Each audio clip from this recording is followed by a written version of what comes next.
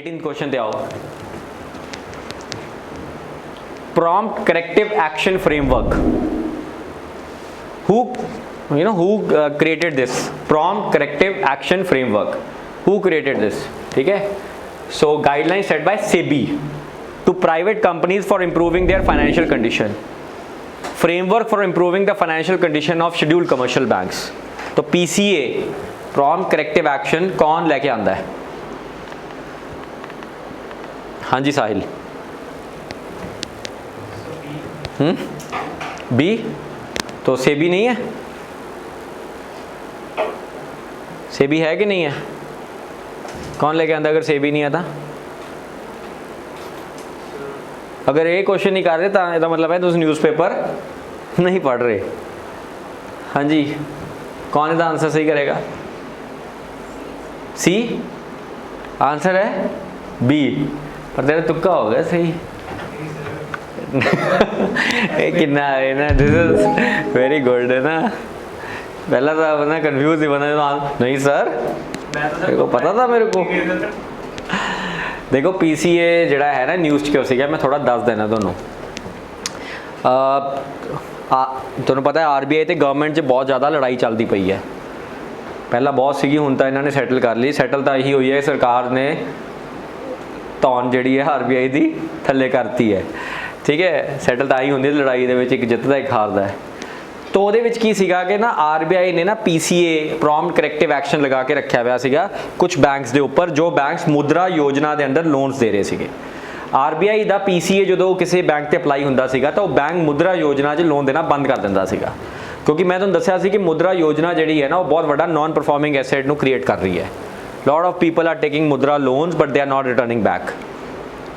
You getting the idea? तो RBI ने PCA लगाता कि भाई तुसी ਜਿਹੜੇ आरबीआई ਜਿਹੜੇ ਬੈਂਕਾਂ ਨੇ पीसीए लगांदा ਸੀ ਉਹਦੇ मुद्रा योजना बंद हो जाती सी। ਜਦੋਂ मुद्रा नहीं योजना होएगी तो ਕੀ ਹੋਊਗਾ? नहीं, मुद्रा योजना नहीं होगी तो गरीबां ਨੂੰ लोन नहीं मिलूगा। ਜਦੋਂ ਗਰੀਬ ਲੋਕਾਂ ਨੂੰ ਲੋਨ नहीं मिलूगा तो मोदी जी ਨੂੰ वोट कित्थों मिलूगी? सो दी आइडिया वॉज कि मोदी जी ने कहा कि तुसी ये पीसीए ਨੂੰ रिलैक्स करो। ठीक है, ਇਹਦੇ ਵਿੱਚ मुद्रा योजना वाला क्लॉज ਕੱਢੋ बाहर। आरबीआई डिक्लाइंड, आरबीआई कहता कि ये तो बहुत गलत है, तो तुसी सानू है ना मतलब साड़ी ऑटोनॉमी खत्म करते पे हो। दिस इज़ आवर जॉब, असी बैंक्स ਨੂੰ देखना है कि बैंक सही तरीके ਨਾਲ लोन दे रहे कि नहीं दे रहे। देखो सिंपल जिहा लॉजिक है। गवर्नमेंट का की काम होएगा? सरकार जो मैं याद करो बैंकिंग सैक्टर कराया सीगा, मैं दसिया सी RBI should be autonomous from the government. Government का जॉब की है? गवर्नमेंट का जॉब तो फ्रीबीज वंड के वोटां ले लो। Good politics is bad economics and bad politics is good economics. ਹੁਣ गुड पॉलिटिक्स की कहती है वोटा लैनी है। वोटा किवें मिलदी इंडिया च? फ्री बस राइड है ना, जो लड़कियों को मिल रही है। फ्री भी पॉलिटिक्स है। And one of the very good free भी पॉलिटिक्स है कि लोन दे दो, सस्ते च लोन दे दो। सपोज करो अज तुहानूं सारिਆਂ ਨੂੰ पता चले कि सारे बैंक वाले जिहड़े है मुफ्त लोन दे रहे हैं without KYC, and scheme RBI वालों मोदी जी लैके आए हैं। तो उसका दब के वोटा पाओ कि मोदी जी नूं कि 50,000 रुपये मोदी जी ने सानूं देता। Now the problem is what will you do with those 50,000?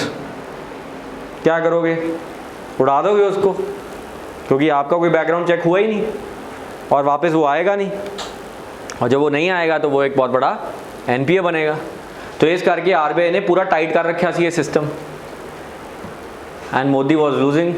तो मोदी ने आरबीआई को क्या है ना कि बेटा समझ जाओ, हम हैं यहाँ के विधायक। And that is the idea. So PCA was in news for all the reasons. ठीक है, so you should cover all these news items. तो prompt corrective action जड़ा है RBI दा, सेंट्रल बैंक दा important objective है on all the public sector banks and even private sector banks कि whether they are obeying the due diligence or not. समझ में आ रहा है कि नहीं आ रहा? साहिल, सेबी का इसमें कोई लेना देना नहीं है। उन्हें पता सी? बहुत अच्छी गल है जे पता सीगा। जे झूठ बोल रहे हैं तो उस तो ही माड़ी गल है। पता सीगा?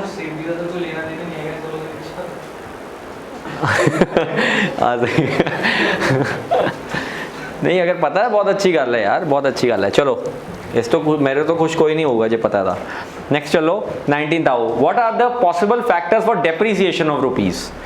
हूँ थोड़ा सा इकोनॉमी का क्वेश्चन आया है ना सर, अब आया है सर 18-19 क्वेश्चनों के बाद एक जोड़ा मैं याद करके आया है। Rise in international crude oil prices, tightening of US monetary policy, both A and B, none of the above.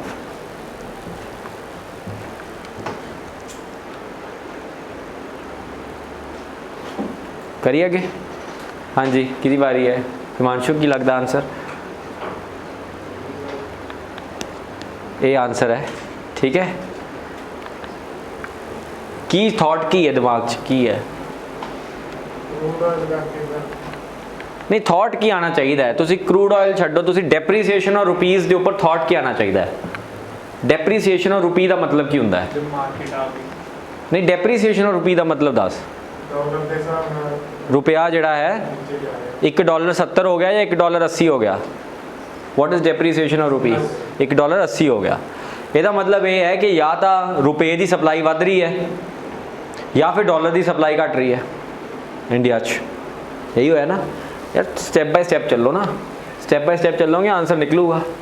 तो या तो डॉलर की सप्लाई घट गई है इंडिया च या रुपये की सप्लाई वध गई है। तो डॉलर की सप्लाई घटन का मतलब की है कि इंडिया च डॉलर घट गया है। हुण इंडिया च अगर डॉलर घटिया है तो की रीजनस हो सकते हैं उस डॉलर घटन के? One of the reason is कि क्रूड ऑयल प्राइसेस ऊपर चले गए हैं, जिहदे करके अपना इंपोर्ट कॉस्ट वध गया है। एंड इंपोर्ट कॉस्ट वधन नाल अपने बहुत ज़्यादा डॉलर्स मार्केट चों छड्ड के जा रहे हैं। You getting the idea? अगर क्रूड ऑयल प्राइसेस ऊपर चला गया तो ऑब्वियस जी गल है, जी अपनी ऑयल मार्केटिंग कंपनीज है जो क्रूड ऑयल परचेज करती है डॉलर ज़्यादा देती हैं, एंड डॉलर्स मार्केट में छड्ड के जा रहे हैं। सो डॉलर की सप्लाई घट गई इंडिया च, डॉलर की सप्लाई घट गई तो की हो जाएगा? डॉलर एप्रीशिएट हो जाएगा, रुपी डेप्रीशिएट हो जाएगा। एक को एप्रीशिएट होना, दूसरा डेप्रीशिएट होगा। तो पहला ऑप्शन तो सही है सर। दूसरा ऑप्शन की है tightening of US monetary policy. हुण tightening and loosening of monetary policy की होंदा है? टाइटनिंग का मतलब है कि तुसी ब्याज के रेट घटाते हैं, एंड ईजिंग का मतलब की है ब्याज के रेट बढ़ाते हैं। सो अगर मैं ईजिंग करूँगा, अमेरिका अगर मॉनेटरी पॉलिसी ईजी करूँगा, जिवें इंडिया की मॉनेटरी पॉलिसी है ना, वो अमेरिका की है। अगर अमेरिका की मॉनेटरी पॉलिसी ईजी होगी, विच मीनस कि उत्थे जिहड़े है लोन देना सौखा हो जाऊगा, सस्ता हो जाऊगा, तो इन्वेस्टमेंट्स उत्थे वधनगियां। एंड जो इन्वेस्टमेंट्स उत्थे वधनगियां तो इंडिया जिहड़ा डॉलर है वो इंडिया चों निकल के उत्थे चला जाऊगा। Are you getting the point? ये उदों है जो ईजिंग ऑफ मॉनेटरी पॉलिसी है। लेकिन अगर टाइटनिंग हो जाता है तो मतलब की है ब्याज के रेट बढ़ाते हैं। जो ब्याज के रेट बढ़ाते हैं तो उत्थे इन्वेस्टमेंट्स घट जाएंगियां, महंगा हो गया लोन लेना। जो इन्वेस्टमेंट्स घट जाएंगियां तो डॉलर उत्थों इंडिया आ जाऊगा। हुण जो इंडिया च डॉलर आ गया तो की होगा? डॉलर का इंडिया सप्लाई बढ़ गया। एंड जो इंडिया डॉलर सप्लाई बढ़ गया तो की हो जाऊगा? डॉलर की डेप्रीसीएशन हो जाएगी, यानी कि रुपी की एप्रीसीएशन हो जाएगी। तो पहली option appreciation, depreciation of rupee, increase of rupee या decrease of dollars in India. दूसरी increase of dollars in India. तो ऐसे चलना है। तो क्या आंसर होगा? ए ऑप्शन, क्योंकि दूसरी ऑप्शन दे विच रुपी एप्रीशिएट हो रहा है, क्योंकि डॉलर इंडिया दे विच आ रहा है। उत्थे क्यों नहीं जा रहा? बिकॉज उत्थे मॉनेटरी पॉलिसी टाइटन हो रही है। टाइटन हो रही है वाले इन्वेस्टमेंट ऑप्शंस घट रही हैं, ब्याज के रेट बढ़ रहे हैं, पैसे का फ्लो, डॉलर का फ्लो घट रहा है। तो की हो गया सर? दिस इज ऐसे चलना है ये। तो ये क्वेश्चन जो था ये क्लासिक इकोनॉमिक्स का क्वेश्चन था। हाँ जी, किहदी बारी है हुण? अमरिंदर सिंह शेट्टी। शेट्टी दे देख रहे नीचे, दिख नहीं रहा? दिख नहीं रहा पीछे? अच्छा, कैमरा आ रहा है। इंसॉल्वेंसी एंड बैंकरप्सी कोड के बारे में पूछा है। पहला ऑप्शन देखो, it deals primarily with insolvency issues in the banking sector. And दूसरा, पूरे प्रोसेस को 2 साल लगते हैं आईबीसी कोड 2016 के अंदर। तो केड़ी ऑप्शन सही है सर? हाँ जी, C option, A option, D option. The answer is D. ठीक है, सी नहीं है, दोनों ही गलत ऑप्शन है। पहली चीज तो ये देखो, it deals primarily with insolvency issues in the banking sector. तो ऐसा नहीं है सर, ये बैंकिंग सेक्टर के इंसॉल्वेंसी इश्यूज को डील नहीं करता, ये अदर सेक्टर्स के इंसॉल्वेंसी इश्यूज को डील करता है जहां पे बैंक्स में एनपीए बढ़ रखे हैं। दूसरा ऑप्शन 2 साल नहीं यार, बहुत 180 डेज की गल की सी आपा, 180 दिन दी है, 90 दिन एडिशनल, कि अगर कुछ केसेस दे विच फ्लैक्सीबिलिटी हैगी है फॉर 90 एडिशनल डेज। तो आंसर है डी। चलो जी, दिस इज द, ये तो मैं तुहानू क्लास च कराया हुआ है, नहीं तुसी पढ़ के आए तो तुहाडी गलती है। अगे चलो, ये भी बहुत क्लास च किया हुआ क्वेश्चन है। Deposit insurance and credit guarantee corporation consider the following statements. A life insurance corporation की सबसिडरी है एंड इंश्योरेंस दिंदी है to deposits up to 10 lakh. ठीक है, which of the following statement is correct? हाँ जी खुशवीर, डी। तो बताओ किसकी सब्सिडरी है ये?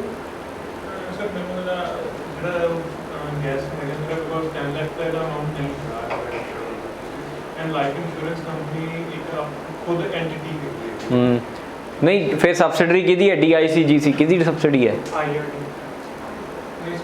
RBI दी यार। नोट्स है तुहाडे यार, बोल रहे हैं नोट्स च, मैनू पढ़ लो हैं। RBI की सब्सिडरी है एंड 5 लाख तक का इंश्योरेंस है। ये हुणे उन्हें निर्मला सीतारमन ने अनाउंस किया फाइनेंस मिनिस्टर है।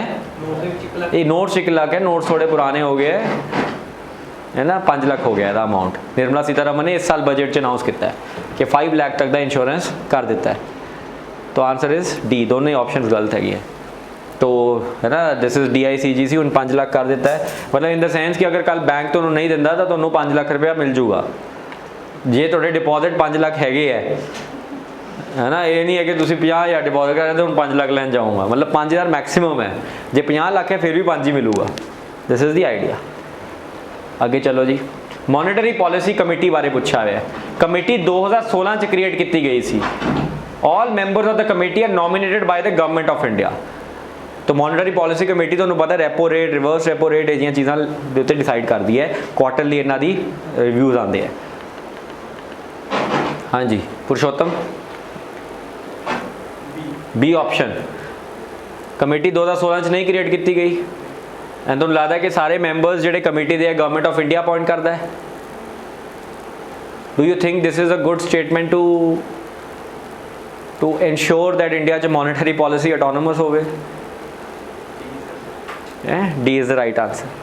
अरे सर आप ये सोचो कि monetary policy has to decide on monetary policy of India and monetary policy दे विच अगर सरकार ने सारे बंदे अपॉइंट करने शुरू करते ना तो फिर मॉनेटरी पॉलिसी पूरी की हो जाएगी, कॉम्प्रोमाइज़ हो जाएगी। समझ आया कि नहीं? है ना, पूरी कॉम्प्रोमाइज़ हो जाएगी। सरकार ने तो कहना है फ्री च लोन वंड दो जी। RBI has to make sure कि कुछ बंदे होते तो होन at least. Are you getting the logic here? Try to have those logics. तो 2 बंदे RBI वालों नॉमिनेटेड है एंड 3 बंदे सरकार वालों नॉमिनेटेड है एंड ये पूरी की पूरी मॉनेटरी पॉलिसी जी है किस ते डिसाइड करती है ना, वीटो ते डिसाइड करती है। एंड एक RBI का गवर्नर खुद होंदा है, 3 RBI के बंदे तो 3 सरकार के बंदे। तो अगर 4:2 की रेशियो के डिसीजन होगा फिर डिसीजन इंप्लीमेंट होगा। इज इट एब्सोल्युटली क्लियर और नॉट? है ना, तो ये बहुत इंपॉर्टेंट है। चलो जी अगे चलते हैं। एडवांस टैक्स प्राइसिंग अग्रीमेंट, ये बारे भी मैं दस्या है क्लास दे विच। एडवांस टैक्स प्राइसिंग अग्रीमेंट, ये टैक्स पेयर ते टैक्स अथॉरिटी दे विच अग्रीमेंट होंदा है regarding transfer pricing in the future. Agreement binding है both tax payer and tax authority उत्ते। केड़ी स्टेटमेंट करैक्ट हैगी है?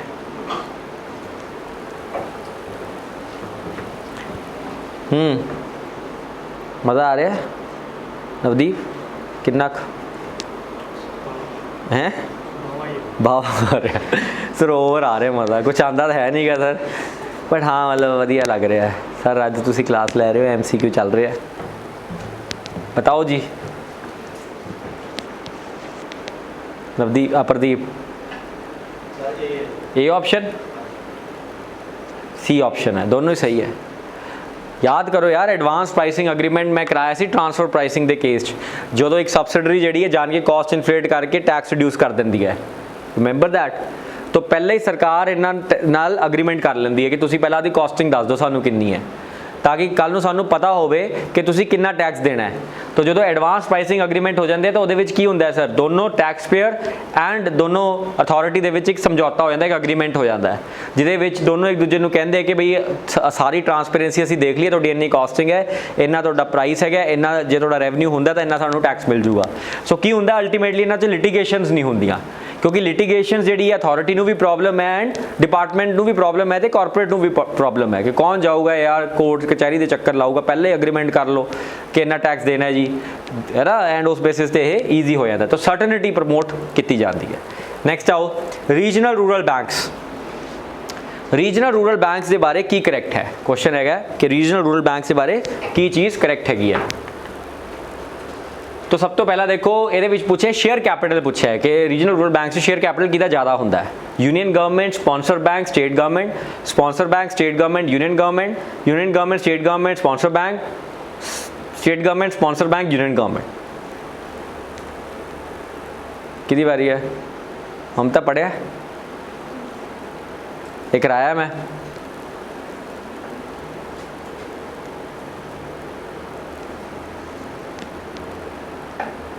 ये जो क्वेश्चन का आंसर ना ऑप्शंस देख के नहीं करीदा होंगे। ये जो क्वेश्चन का आंसर अपने दिमाग 'ਚ सोचीदा कि पहला की है, फिर उस तो बाद की है, फिर उस तो बाद ऑप्शन देखो कन्फ्यूज हो जाओगे ये क्या हो रहा है। डी ये आंसर है। ठीक है, सब तो ऊपर की होंगे central government 50%, regional rural bank, ठीक है, सिर्फ 50% सेंट्रल गवर्नमेंट। फिर स्पॉन्सर बैंक जिमें RBI सॉरी SBI ने स्पॉन्सर करता, PNB ने स्पॉन्सर करता 35%, फिर स्टेट सरकार पाती है 15%, एंड इस तरीके पूरा 100% इकट्ठा होंगे। समझ आ गया ना। नेक्स्ट चल लो, अटल पेंशन योजना। अटल पेंशन योजना, हाँ जी, ये बड़ी इंपॉर्टेंट योजना है जो मोदी जी लेके आए सी मोदी 1.0 ਦੇ ਵਿੱਚ। All workers in unorganized sector up to age of 60 years are eligible for the scheme। यानी कि जितने भी वर्कर्स अनऑर्गेनाइज सेक्टर में हैं वो 60 साल तक up to the age of 60 years are eligible for the scheme. जब किसी की डेथ हो जाए तो उसके बाद उसके स्पाउस को 50% of the normal pension amount receive होगा। तो ये स्कीम के बारे में है। ठीक है, हाँ जी, थोड़ा ये नहीं मैं कराया कुसुम सी, हाँ जी डी आंसर है। ठीक है, दोनों स्टेटमेंट्स गलत है। देखो सब तो पहली चीज़ था ये बहुत इंपॉर्टेंट अटल पेंशन योजना दे विच पहली चीज़ ये है कि ये मंथली पेंशन फॉर लाइफ है, 60 ईयर्स का कोई लॉजिक नहीं है। ठीक है, एंड दूसरी पेंशन है अगर मर जाता बंदा तो वो स्पाउस को पूरी की पूरी पेंशन मिलूगी, 50% का कोई लॉजिक नहीं है। Are you clear on this? This is the basic thing. चलो जी नेक्स्ट चलते हैं। ई वे बिल। ई वे बिल की होता है पास है। It is a mandatory for interstate movement of goods of values more than 50,000 in motor vehicles. Only GST registered entities can register in the e-way bill portal. The validity of e-way bill is fixed as 1 day for every 100 kilometers, which can be extended. A single e-way bill can be generated for multiple consignments. तो which of the following is incorrect? आ भी देखना है sir, है ना, कि कौन सी statement incorrect है, गलत है। तो ये थोड़ा डिफिकल्ट है, मैं थोड़ा दस देना व्हाट इज़ ई-वे बिल। इसका आंसर बी है। ठीक है, ई-वे बिल की होंदा है। देखो ई-वे बिल ना इदा का एक पास होंदा है तुहाडे कोले जो तुहानूं मिलदा है, एंड बेसिकली की है कि जो तुसीं मूवमेंट ऑफ गुड्स करते हो तो पता होना चाहिए कि गुड्स जिहड़ी है वो कित्थों आई सी ते कित्थे जा रही है। तो वो उत्ते जिहड़े अपने इंटरस्टेट ट्रेड दे विच हुंदे लोग बैठे होंदे है वो अल्टीमेटली उन्होंने चैक करते कि वैदर ये गुड्स है ना यदी GST प्रॉपर पे कर दी गई है कि नहीं की गई, IGST तो नहीं किते हैगा कि किते कल्ला स्टेट GST चली जाता है। सो इदा दी चैक करते हैं। तो ई-वे बिल बेसिकली एक पास टाइप होंदा है कि जिहड़ी चीज़ है कंज्यूम ते प्रोड्यूस इत्थे ही हुई है या किते होर जगह ते हुई है, लेकिन इहदा IGST पे कर चुके हैं। तो ई-वे बिल ना कोई भी कट सकता, जरूरी नहीं है कि सिर्फ रजिस्टर्ड GST एंटिटीज ही कढ़निया। एनी वन कैन, है ना, पोर्टल ते जाके अपने तुसीं डॉक्यूमेंट्स भरो तो तुहानूं ई-वे बिल मिल सकता है। ठीक है, that is very very important. हुंदा की है मैं तुहानूं थोड़ा दसदा, ये तुहानूं ऐ समझ आऊगा। देखो तुसीं देखिया कि फरीदाबाद या तुसीं देखिया हरियाणा दे विच फरीदाबाद या है ना अपना रोहतक हो गया। ठीक है, इतों काफ़ी बिजनेसमैन है। ईवन तुसीं देखिया पंजाब दे भी काफ़ी बिजनेसमैन लाइटां लूटां जिहियां लैके आते हैं। ठीक है, कित्थे जाते? दिल्ली जाते हैं, एंड दिल्ली चांदनी चौक जाते हैं, चांदनी चौक तो लाइटां इकट्ठियां करके